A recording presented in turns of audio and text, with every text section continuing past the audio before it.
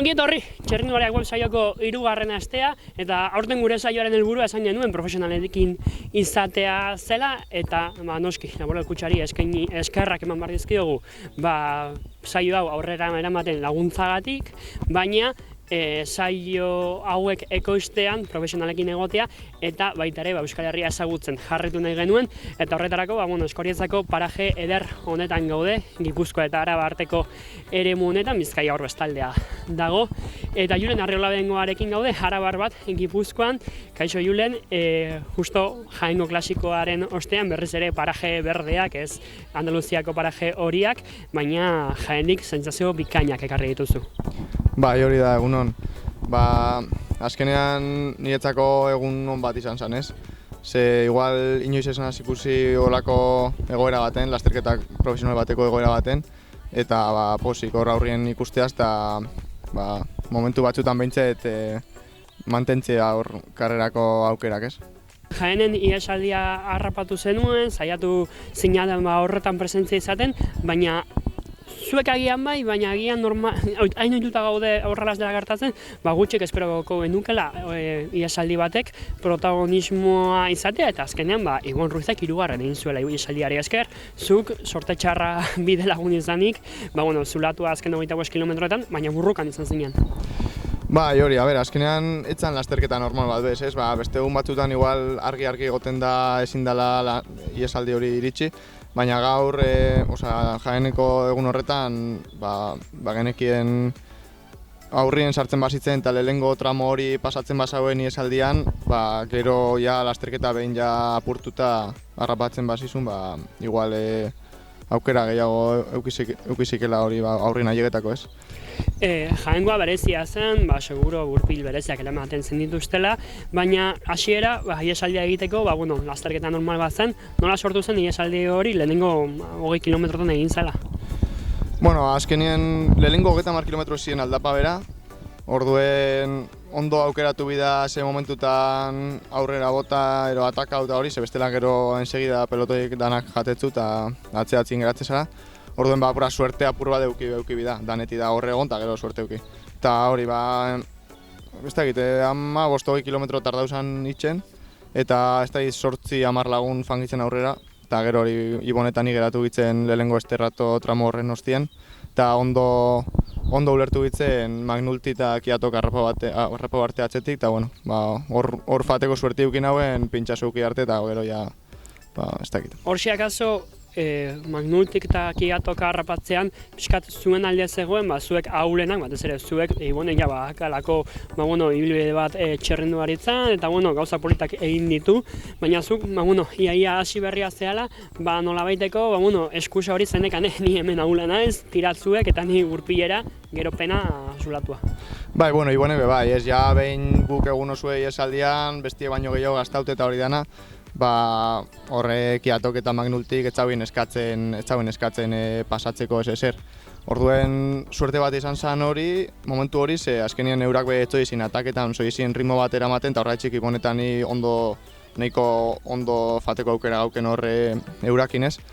Gero zulatu horren ostean, Banaert lanian zabien grupo batek harrapauskun atzetik, eta horre atake asko zauzen, eta 10-15 kilometro metara geratzen zenien, ezin izan hauen gehiago. Gogoratu behar dugu, iesaldia 8koa zela, baina, azkenean zuek, Ibonek eta zuk aurrera egitea aukeratu zenuten, pixkat gutxi gora bere, bigarren estarratotik aurrera lasterketa hautsi zen, eta hori gauzak ikusten hasi ginen, ikuskizuna hasi zen, eta tartean memea ere atera zenuten, pixkat denetarako tarte izan zenuten Jaenen.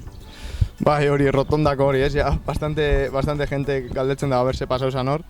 Eta, sin más, izan zen azkenien hainbeste kurtze pasetan dugu karreretan, eta gainera egun balden hau egon gitzen rekorrido hori ikusten, eta egize da bide errexena zala eskerretik hartzi, ez? Orduen Ibonek hartu zauen eskerreko bidie, bera ni baino lehenago konturatu zen horre ezin zala pasa hortik, eta berak hartu zauen buelta eskumetara, eta nik buelta emun berzen hauen, baina apur bat geratute.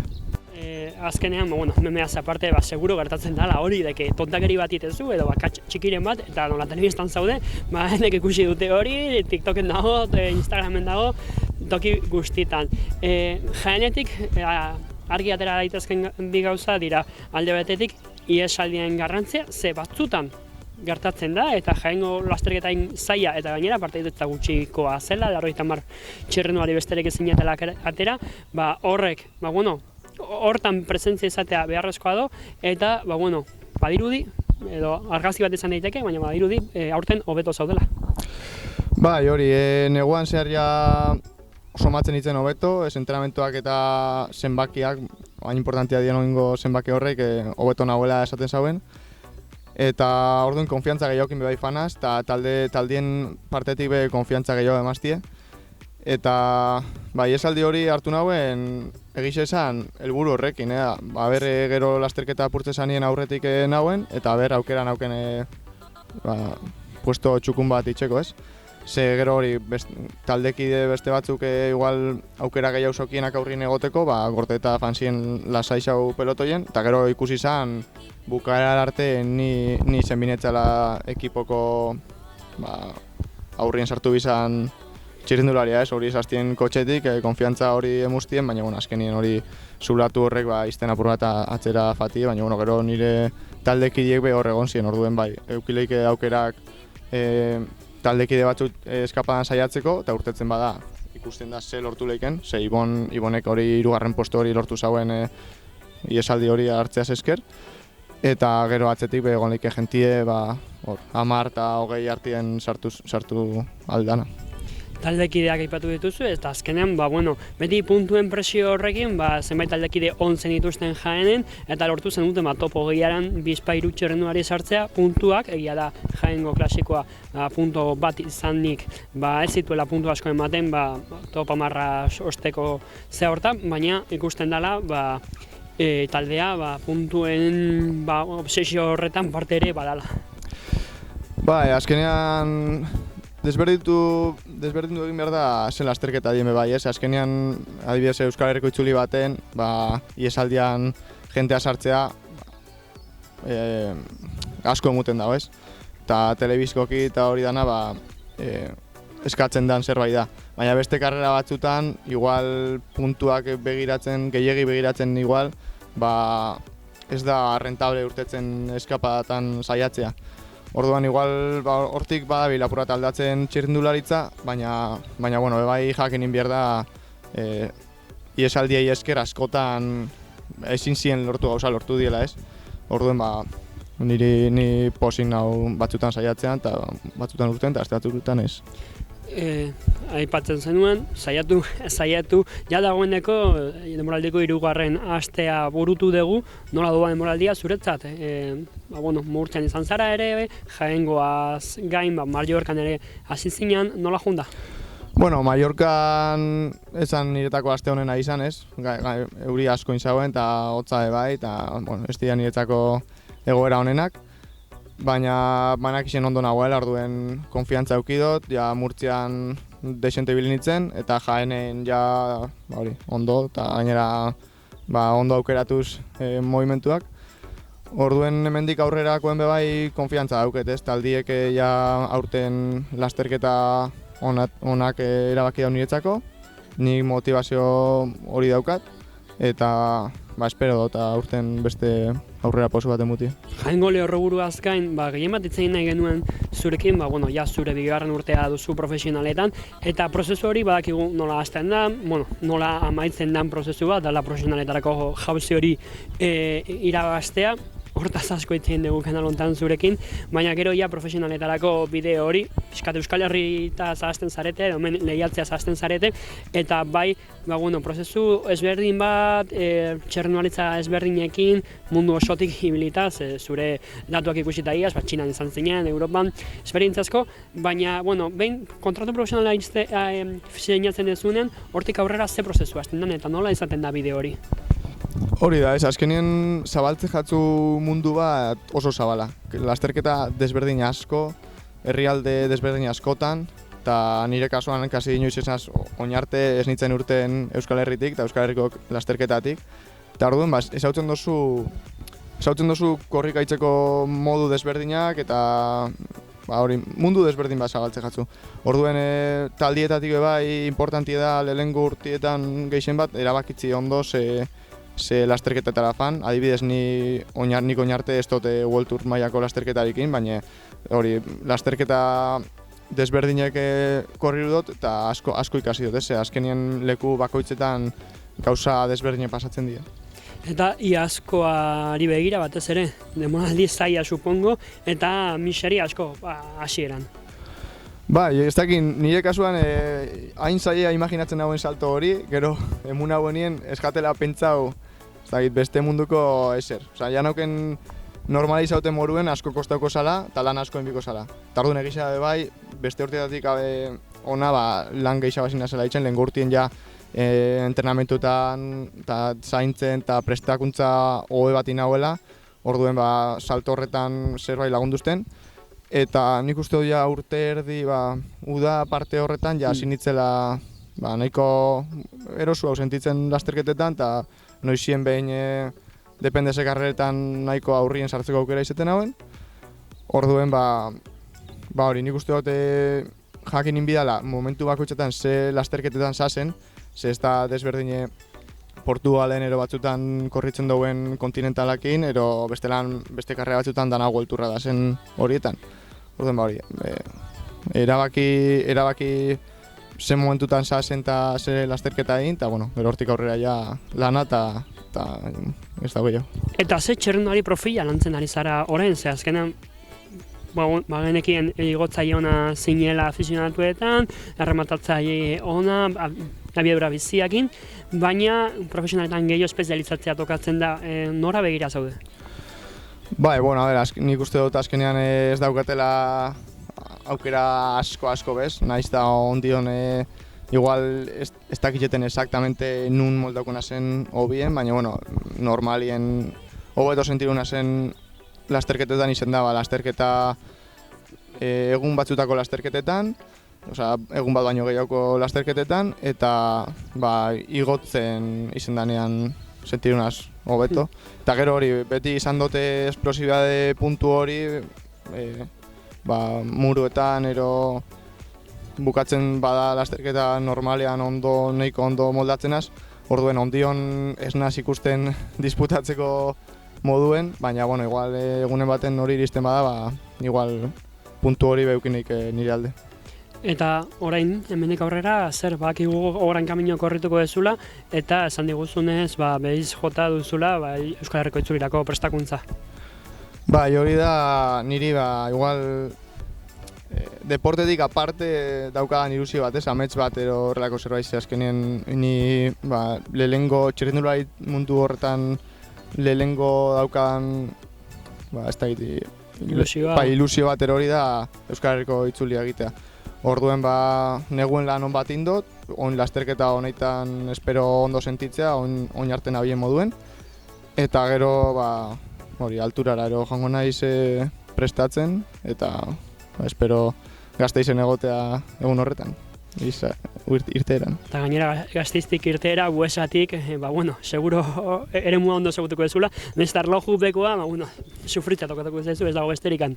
Bai, nik uste dut itzuli osoan ez dela hongo besterik ez, baina hori, prestatzeko ilusio berezia daukat, gainera lehena izan da, orduen saiatuko naz ondo prestatzen, ondo iristen, eta gero lasterketan ikusiko da ez, zein dan nire tokixe, baina saiatuko naz egunen baten zerbait ditzen. Ze etapak ja ezagutzen ditudula, ze etapari begira Gasteizkoa erlojupekoa hori ahaztu behar dugu, baina gero etapa politak eta Gipuzkoan ere mugituko gara. Bai, egizetan ondion ez dut asko begitu, baina nik uste dut egunero saiatu biko garela, ez azkenien oso zaila da gauzak ondo urtetzi eta gehiago olako mailako lasterketa baten orduen ondo ailegaute eta goguekin egunero topa biko da presentzia eta espero egunen baten zerbait politxitxi. Euskal Herriko itzulia, kultur mailako lasterketa izanik, esan diguzu altuerara joko dezula hori prestatzeko. Azkenan horrek ematen zue gehigarri hori, ja dagoeneko ikusten zaitugu, batez aurpegian argal zaudela, fin, oraindik ere finago eta hankak, sentsazio hobeago ere egin behar dituzu, Euskal Herriko itzulean bizi dauteko. Bai, hori da, gaur egun azkenean danok itxen dago dana limitera, alimentazio kontua, entrenamentua, deskantzua, ja da hori gauza normal moruen, ez da urtien hilabete batzuk itxen dan zerbait, lehen igual desberdin zan, nik ez dut ezautu txirrendularitza hori, baina ja hasieran ja danok hasten gare, hori, argal, forman, eta hori da, orduen alturara joateak, lemun leike hori plus hori ez, ni lehen gurtien egon nintzen lehengo aldiz alturan, eta buelta honitzen nien notabin hauen apur bat, bebai alturan zazen nien 3 aste, bakarri zaz entrenau deskantzau, ez da besteik, orduen gainera horrek emutetzun aukera horrek itxen dau apurtxo bat notatzi, eta apurtxo hori gaur egungo pelotoien bastante notatzen da, zeia dano doi ez maksimora. Eta fin egote horrek ze suposatzen dio batez ere buruari, ze supongo azkenen exigentzia gehigarri bat da, lana egiten duzue, gero ezakaz bizitzaren beste ia guztia sakrifikatu behar duzue, beti lagunekin egon, baina parrandak ahaztu, afariak oso kontrolatuta, exigentzia maila ikaragarria da urte osoan zehar. Bai, askok esaten daue hori, alturara faten dienak igual 3 aste jarraian eta esaten daue niko lan urtien behin itxendo, ze ona gora tortenaz eta hemen soratu itxenaz. Nire kasuan beti eukidote alde, ez dakit, psikologikoki ero, aparte asko guztatea jatela itxendotena eta nire bizitza nik komodo bizinazela eta beti jaikitzenaz entrenatzeko goguekin eta hori dana, egixe da gogorritzen dela. Orduen ahaldan momentutan jakin inbida bai disfrutatzen. Nik negur arte eta hori ondo pasau nauen, apur bat ahaztu bizikleta eta hasieratan bai lasai ibili. Eta momentu honetan pentsetan dutena da, ez dakit, hilabete batzuk diela, zehose prestatzeko, ilusio asko muten dauen zehose prestatzeko.